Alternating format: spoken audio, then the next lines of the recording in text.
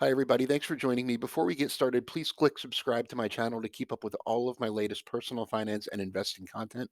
And please check out the link you see on your screen for a message from my sponsor, The Motley Fool, where you can get the top 10 stocks to buy right now.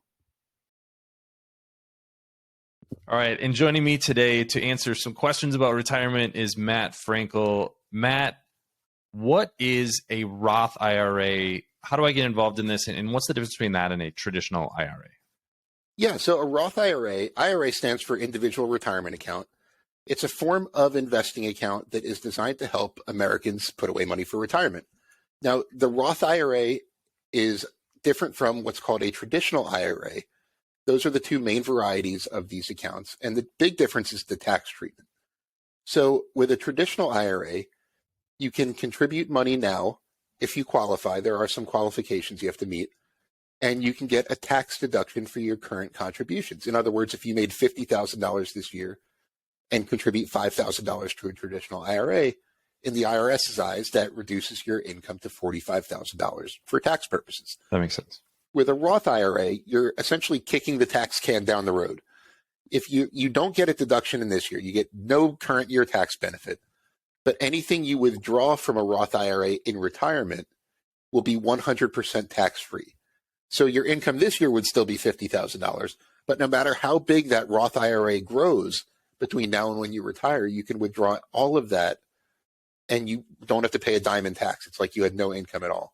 So the arbitrage here would be, do you think your tax rates are going to be higher or lower in retirement? And we don't necessarily know depending on when you're going to retire, but if you're in a low tax bracket today and you think your wealth is going to grow over time, maybe you will be in a higher tax bracket. So maybe that Roth is a good idea, or the opposite, I think, is the way that a lot of people have thought. Like, well, my income is going to be lower in retirement, so my tax rate's going to be lower. And so that's why people trended towards a traditional IRA. And you can actually do both too. So you can kind of play both sides if you want. Yeah, you're right that we don't know. For all I know, in 30 years when I'm retired, the top tax rate could be 70%, or they could have abolished the federal income tax at some point. We don't know. Both of them are theoretically possible. But having said that, Roth IRAs generally make the most sense for people who are in the lower income tax brackets right now. People who wouldn't really benefit as much from a current year tax deduction. So what you're doing there, you're locking, if you're in, say, the 10% or 15% tax bracket, you're locking in that tax rate now in exchange for tax-free income in the future. And like you said, maybe we all plan to be rich when we retire. So hopefully you're in a higher tax bracket then, if all goes well. But it's more, for me, I maintain a small Roth IRA that I opened a while ago. And for me, the biggest benefit is because it creates certainty. No matter what tax law happens between now and then, I can withdraw all that money tax-free. So what can you invest in a Roth or a traditional IRA? Can I go out and buy stocks? Can I buy crypto? Is it everything in mutual funds? I think in accounts that I've had in the past, you're kind of limited to funds. So is that on a case-by-case basis, or what are the limitations, or what's the world of possibilities? Yeah, I mean, it depends where you open your account. That's a big part of it. There are some things you're generally not allowed to invest in an IRA, like options, for example. You can't just like day trade options in an IRA for the most part. But if you open an IRA with a traditional broker, I use TD Ameritrade, for example. There's a bunch of them out there. You could buy pretty much any stock, bond, mutual fund, ETF you want. You can leave some of your money in cash. There's a list of investments you can buy. And it's pretty much anything that you could buy with a traditional brokerage account, with the exception of things like options and futures. Mm-hmm. And what kind of investments do you like for your retirement account? Because I think, we're not giving individual investment advice, but as you look at what you're putting there, what kind of stocks or mutual funds are you looking at?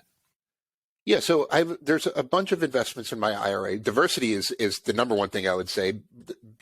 Spread your money out amongst a bunch of things. I have an ETF that's an S&P 500 ETF. Ticker symbol is VOO. It's the Vanguard version of that.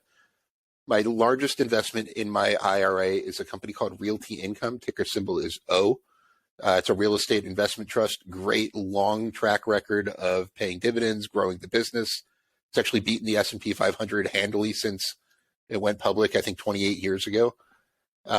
Companies like that are great fits for IRAs. Not that you necessarily need to buy realty income, but the just idea that you buy things that have a long track record of delivering profits, a long track record of growing the dividend. Companies that are established, that have literally a zero chance of going to zero unless something crazy happens. These are the kind of companies like Apple, Microsoft, some of the big established companies if you're more of a tech investor.